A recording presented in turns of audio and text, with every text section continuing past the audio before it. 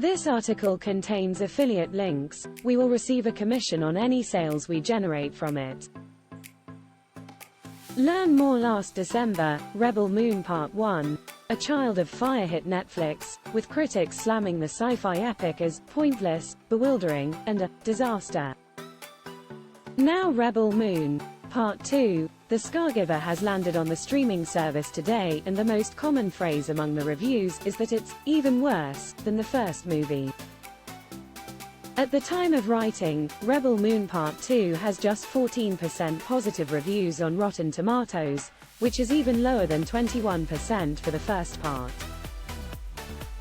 Nevertheless, Part 1 was #1 on Netflix and had been viewed over 72 million times after a month, so who knows how well Part 2 will do. In the meantime, check out the review highlights below. The playlist. Rebel Moon Part 2, The Scargiver, the sequel, is somehow even worse and barely justifies its existence on a fundamental level. Forbes. Tedious, derivative and implausible beyond belief, Rebel Moon Part 2 makes Zack Snyder's first film in this preposterous space opera franchise look great by comparison. If nothing else, that's a remarkable feat. Collider. Not only is The Scargiver not Snyder's The Empire Strikes Back, but it's even worse than Part 1. Its ambitions have gotten infinitely smaller, as though it is all moving backward. That this occurs in slow motion just makes it that much more exhausting. Next best picture. Simply put, Rebel Moon Part 1, A Child of Fire, was terrible, and by some miracle, Rebel Moon Part 2, The Scargiver, is even worse.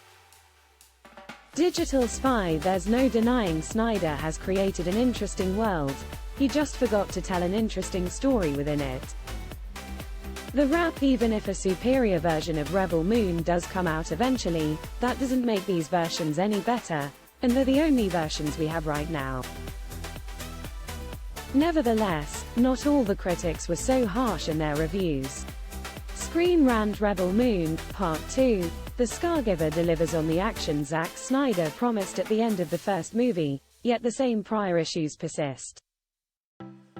IO9. The good news about Rebel Moon Part 2, The Scargiver is that, without a doubt, it's better than its predecessor. It's more focused, cohesive, and character-driven.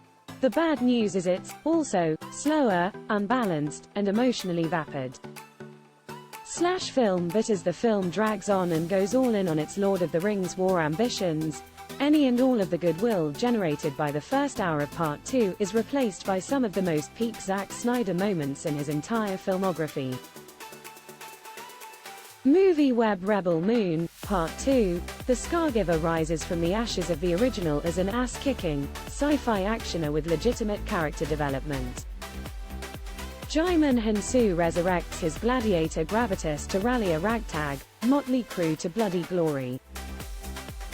Rebel Moon Part 2, The Scargiver is streaming now on Netflix alongside Part 1, while R-rated cuts are set to be released at a later date.